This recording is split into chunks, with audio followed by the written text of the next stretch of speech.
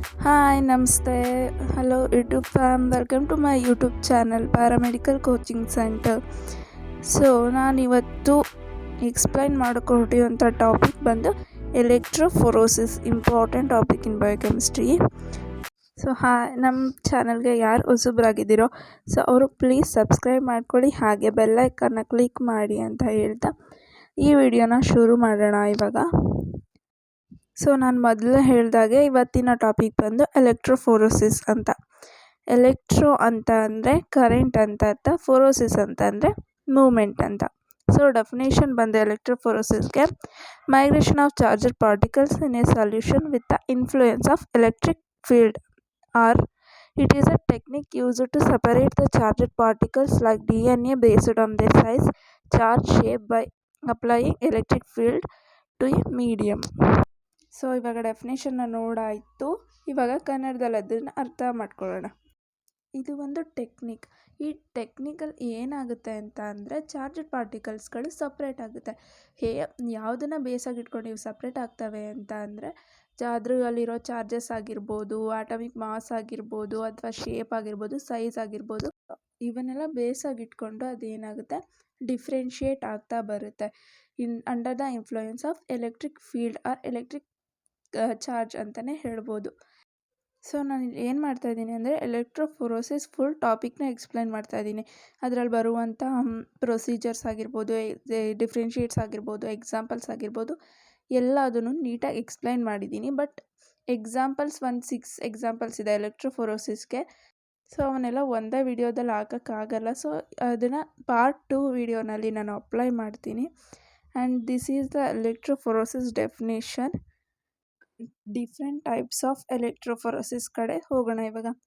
ಇದರ 2 ಟೈಪ್ಸ್ ಇದೆ ಎಲೆಕ್ಟ್ರೋಫೊರೋಸಿಸಲ್ಲಿ. ಒಂದು ಝೋನ್ ಎಲೆಕ್ಟ್ರೋಫೊರೋಸಿಸ್ ಅಂತ, ಇನ್ನೊಂದು moving boundary electrophoresis.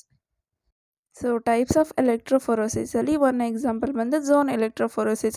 It involves the migration of charged molecules or particles in the solution with a supporting medium.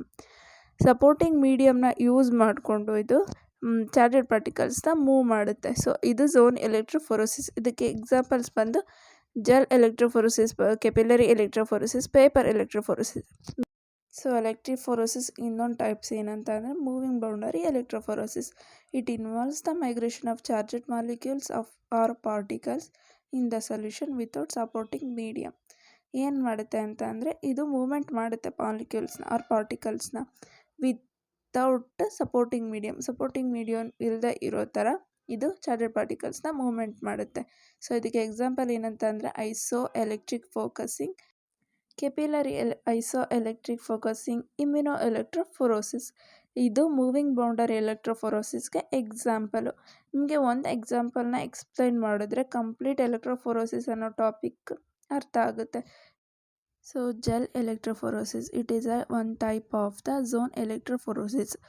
ಇದು zone ಎಲೆಕ್ಟ್ರೋಫೊರೋಸಿಸ್ನ ಒಂದು type, gel ಎಲೆಕ್ಟ್ರೋಫೊರೋಸಿಸ್ ಅಂತ. ಇದಕ್ಕೆ ಏನೇನು ರಿಕ್ವೈರ್ಮೆಂಟ್ಸ್ ಇದೆ ಅಂತ ನೋಡೋಣ ಇವಾಗ. ಮೊದಲನೇದಾಗಿ ಬೇಕಾಗಿರೋದು electrophoresis chamber. And next agarose gel ಬೇಕು. ಅಗರೋಸ್ ಜೆಲ್ ಯಾಕೆ ಬೇಕು ಅಂತ ನಿಮ್ಗೆ ಆಮೇಲೆ ಗೊತ್ತಾಗುತ್ತೆ. Gel casting tray, buffer, staining agent ಇಲ್ಲ dye, a comb, DNA ladder, sample to be separate. Agarose gel ಬೇಕಿರೋದು ನಮಗೆ ಸ್ಯಾಂಪಲ್ನ ಪ್ಲೇಸ್ ಮಾಡಲಿಕ್ಕೆ ಅಗರೋಸ್ ಜೆಲ್ಲಲ್ಲಿ. ಸೆಲ್ ಕ್ಯಾಸ್ಟಿಂಗ್ ಟ್ರೇ ಅಂತ ಅಂದರೆ ಅದು ಒಂದು ಮೌಂಟ್ನ ಕೊಡುತ್ತೆ ಜೆಲ್ಗೆ. ಬಫರ್ ಎಂತಕ್ಕೆ ಅಂದರೆ ವಾಶ್ ಮಾಡಲಿಕ್ಕೆ ಬಫರ್ ಬೇಕು. ಸ್ಟೈನಿಂಗ್ ಏಜೆಂಟ್ ಇಲ್ವಾ ಡೈ ಎಂತಕ್ಕೆ ಬೇಕಾಗುತ್ತೆ ಅಂತ ಅಂದರೆ ಪಾರ್ಟಿಕಲ್ಸ್ ಮೂವ್ ಆಗಿರೋದನ್ನ ಟ್ರ್ಯಾಕ್ ಮಾಡಲಿಕ್ಕೋಸ್ಕರ ಅದನ್ನು ಯೂಸ್ ಮಾಡ್ತೀವಿ. ಎ ಕೂಂಬ್ ಅಂತ ಅಂದರೆ ಇದು ಅಗರೋಸ್ ಜೆಲ್ ಏನಿದೆ ಅದರಲ್ಲಿ ವೆಲ್ ಮಾಡಲಿಕ್ಕೋಸ್ಕರ ನಾವು ಇದನ್ನು ಯೂಸ್ ಮಾಡ್ತೀವಿ. ಆ್ಯಂಡ್ DNA ಲ್ಯಾಡರ್, ಇದನ್ನು ಸೈಜ್ನ ಕನ್ಫರ್ಮ್ ಮಾಡ್ಕೊಳ್ಳೋದಕ್ಕೋಸ್ಕರ ಯೂಸ್ ಮಾಡ್ತೀವಿ. ಸ್ಯಾಂಪಲ್ ಅಂತ ಅಂದರೆ ಇದನ್ನು ಸಪ್ರೇಟ್ ಮಾಡ್ಕೊಳ್ಳೋದಕ್ಕೋಸ್ಕರ ಯೂಸ್ ಮಾಡ್ತೀವಿ. ಏನೇನು ಯೂಸ್ ಮಾಡ್ತೀವಿ ಅಂತ ಗೊತ್ತಾಯಿತು. ಈ ಪ್ರೊಸೀಜರ್ನ ಹೇಗೆ ಫಾಲೋ ಅಪ್ ಮಾಡ್ತಾರೆ ಅಂತ ನೋಡೋಣ. ಇದು ಒಂದು ಬಫರ್ ಟ್ಯಾಂಕ್ ಇರುತ್ತೆ. ಅಲ್ಲಿ ಕಾಣಿಸ್ತಿದೆ ಅಲ್ಲ ನಿಮಗೆ ಬಫರ್ ಅಂತ ತೋರಿಸ್ತಿದ್ದಾರೆ. ಅದ್ರ ಮೇಲೆ ಒಂದು ಪ್ಲಾಸ್ಟಿಕ್ ಫ್ರೇಮ್ ಇದೆ. ಅದ್ರೊಳಗೆ ರನ್ನಿಂಗ್ ಜೆಲ್ ಇದೆ, ಆ್ಯನೋಡ್ ಇದೆ, ಕ್ಯಾಥೋಡ್ ಇದೆ, ಸ್ಯಾಂಪಲ್ ವೆಲ್ಸ್ ಇದೆ, ಸ್ಟೇಕಿಂಗ್ ಜೆಲ್ ಇದೆ.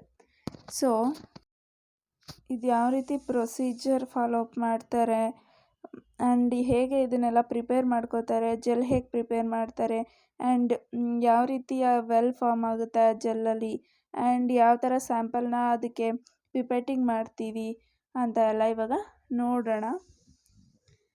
ಸೊ ಆ್ಯನೋಡ್ ಕ್ಯಾಥೋಡ್ ಇರೋದು, ಕ್ಯಾಥೋಡ್ ಅಂತ ಅಂದರೆ ನೆಗೆಟಿವ್ ಚಾರ್ಜ್ ಇರುತ್ತೆ, ಆ್ಯನೋಡ್ ಅಂತ ಅಂದರೆ ಪಾಸಿಟಿವ್ ಚಾರ್ಜ್ ಇರುತ್ತೆ. So first procedure of gel electrophoresis ಏನಂತಂದರೆ preparation of gel. So dissolve agarose in buffer. Example 1% of agarose ಜೆಲ್ನ ನಾವು TAE ಅನ್ನೋ ಬಫರ್ಗೆ ಮಿಕ್ಸ್ ಮಾಡಿ ಅದನ್ನು ಸ್ವಲ್ಪ ಹೀಟ್ ಮಾಡಿ ಅದಾದಮೇಲೆ ನಾವು ಒಂದು ಟ್ರೇನಲ್ಲಿ ಅದನ್ನು ಪೋರ್ ಮಾಡೋದಂತ ಅಂದರೆ ಹಾಕೋದು. ಆ ಟ್ರೇನಲ್ಲಿ ಫಸ್ಟ್ ನಾವು ಕೋಮ್ನ ಪ್ಲೇಸ್ ಮಾಡ್ಕೊಂಡಿರ್ತೀವಿ. ಯಾಕೆ ಅಂತ ಅಂದರೆ ನಮಗೆ ಸ್ಯಾಂಪಲ್ ಹಾಕೋದಕ್ಕೆ ಒಂದು ವೆಲ್ ಥರ ಸ್ಪೇಸ್ ಬೇಕಾಗಿರುತ್ತೆ ಆ ಜೆಲ್ಲಲ್ಲಿ. ಸೊ ಅದಕ್ಕೆ ನಾವು ಫಸ್ಟ್ನೇ ಕೋಮ್ನ ಪ್ಲೇಸ್ ಮಾಡಿಕೊಂಡು ಅದಾದಮೇಲೆ ಅದಕ್ಕೆ ಅಗರೋಸ್ ಜೆಲ್ನ ಪೋರ್ ಮಾಡಿದ್ರೆ ಸೊ ಅದೇನು ಕೋಮ್ ಪ್ಲೇಸ್ ಇರುತ್ತೋ ಆ ಜಾಗದಲ್ಲಿ ಬಿಟ್ಟು ಇನ್ನೆಲ್ಲ ಜೆಲ್ ಫಾರ್ಮೇಷನ್ ಆಗಿರುತ್ತೆ. ಸೊ ಅದಾದಮೇಲೆ prepare and pour a polyacrylamide gel with staking and resolving layers for SDS page. ಅಂತಂದರೆ ನಾವು ಏನು ಅಗರೋಸ್ ಜೆಲ್ನ ಹಾಕಿರ್ತೀವಿ ಅದ್ರ ಮೇಲ್ಗಡೆ ಇನ್ನೊಂದು ಲೇಯರ್ ನಾವು ಪಾಲಿಯಾಕ್ರಿಲೈಮೇಡ್ ಅನ್ನೋ ಜೆಲ್ನ ನಾವು ಅದ್ರ ಮೇಲೆ ಹಾಕ್ತೀವಿ. ಅದನ್ನು ಹಾಕಿ ಅಲೋ ಗೆಟ್ ಟು ಸೆಟ್ ಅಂತ ಅಂದರೆ ಸೊ ಅದೇನು ಅಗರೋಸ್ ಜೆಲ್ ನಾವು ಮಿಕ್ಸ್ ಮಾಡಿರ್ತೀವಿ ಬಫರ್ ಜೊತೆ ಅದು ಲಿಕ್ವಿಡ್ ಫಾರ್ಮಲ್ಲಿ ಇರುತ್ತೆ. ಸೊ ಅದು ಜೆಲ್ಲಾಗಿ ಕನ್ವರ್ಟ್ ಆಗೋಕ್ಕೆ ಒಂದು 30 ಮಿನಿಟ್ಸ್ ಬೇಕಾಗುತ್ತೆ. ಸೊ ಅದಾದಮೇಲೆ ಥರ್ಡ್ ಪ್ರೊಸೀಜರ್ ಬಂದುಬಿಟ್ಟು mix DNA or RNA protein samples with loading dye to track moments.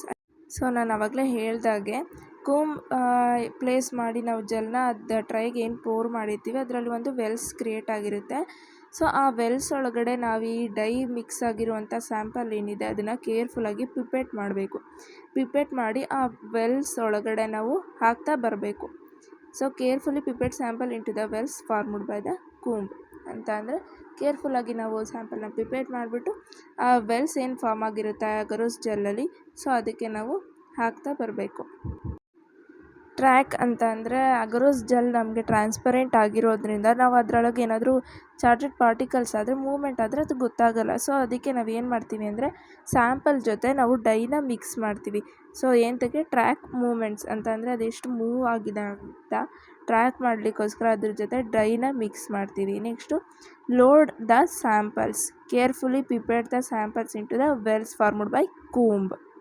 ಕೂಂಬ್ಸಿಂದ ಏನು ವೆಲ್ಸ್ ಫಾರ್ಮ್ ಆಗಿರುತ್ತಲ್ಲ ಅಗರೋಸ್ ಜೆಲ್ಲಲ್ಲಿ ಅದಕ್ಕೆ ನಾವು ಏನು ಸ್ಯಾಂಪಲ್ ಜೊತೆ ಡೈ ಮಿಕ್ಸ್ ಆಗಿರುವಂಥ ಮಿಕ್ಸ್ಚರ್ನ ನಾವು ಸ್ಯಾಂಪಲ್ ಮಿಕ್ಸ್ಚರ್ನ ಕೇರ್ಫುಲ್ಲಾಗಿ ಪಿಪೇಟ್ ಮಾಡಿಬಿಟ್ಟು ಆ ಅಗರೋಸ್ ಜೆಲ್ಲಲ್ಲಿ ಏನು ವೆಲ್ಸ್ ಪ್ರಿಪೇರ್ ಆಗಿದೆ ಅದಕ್ಕೆಲ್ಲ ಹಾಕ್ತಾ ಬರಬೇಕು. ಅದಾದಮೇಲೆ ನೆಕ್ಸ್ಟ್ ಸ್ಟೆಪ್ ಬಂದುಬಿಟ್ಟು run the gel. Place the gel into the electrophoresis chamber filled with buffer. Connect to the power supply typically 8 to 150 voltage. ಇಲ್ಲೇನು ಮಾಡಬೇಕಂತ ಅಂದರೆ ಎಲೆಕ್ಟ್ರೋಫೋರೆಸಿಸ್ ಚೇಂಬರ್ ಅಂತ ಒಂದು ಇರುತ್ತೆ. ಸೊ ನಾವು ಮೊದಲೇ ಪಿಕ್ಕಲ್ಲಿ ನಿಮಗೆ ತೋರಿಸಿದ್ದೀನಿ ಯಾವ ಥರ ಪ್ರೊಸೀಜರ್ ಫಾಲೋ ಅಪ್ ಮಾಡ್ತಾರೆ ಅಂತ. ಸೊ ಆ ಪಿಕ್ ಹೋಗ್ಬಿಟ್ಟು ನೋಡಿ, ಅದರಲ್ಲಿ ಒಂದು ಎಲೆಕ್ಟ್ರೋಫೋರೆಸಿಸ್ ಚೇಂಬರ್ ಇದೆ, ಅದರಲ್ಲಿ ಬಫರ್ ಫಿಲ್ ಆಗಿರುತ್ತೆ. ಸೊ ನಾವೇನು ಜೆಲ್ ಪ್ರಿಪೇರ್ ಮಾಡ್ಕೊಂಡಿರ್ತೀವಿ ಅದನ್ನು ಆ ಬಫರಲ್ಲಿ ಪ್ಲೇಸ್ ಮಾಡಬೇಕು ಅಂತಂದರೆ ಅದರಲ್ಲಿ ಇಡಬೇಕು.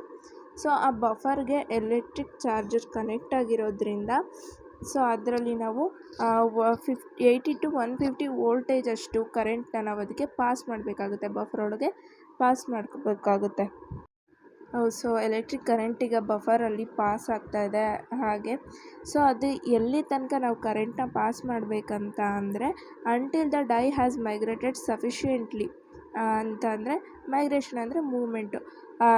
ಡೈ ಮೂಮೆಂಟ್ ಸ್ಯಾಂಪಲ್ ಮೂಮೆಂಟ್ ಆಗೋ ತನಕ ನಾವು ಕರೆಂಟ್ನ ಪಾಸ್ ಮಾಡ್ತಾನೆ ಇರಬೇಕಾಗುತ್ತೆ.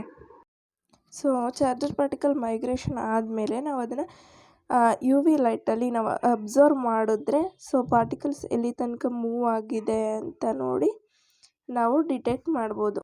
ಸೊ ಅಪ್ಲಿಕೇಶನ್ ಆಫ್ ಎಲೆಕ್ಟ್ರೋಫೋರೆಸಿಸ್ ಎಂತಕ್ಕೆ ಯೂಸ್ ಮಾಡ್ತೀವಿ ಅಂತ ಅಂದರೆ protein analysis and separation. Protein analyse ಮಾಡೋಕ್ಕೆ ಸಪ್ರೇಟ್ ಮಾಡೋಕ್ಕೆ ಯೂಸ್ ಮಾಡ್ತೀವಿ.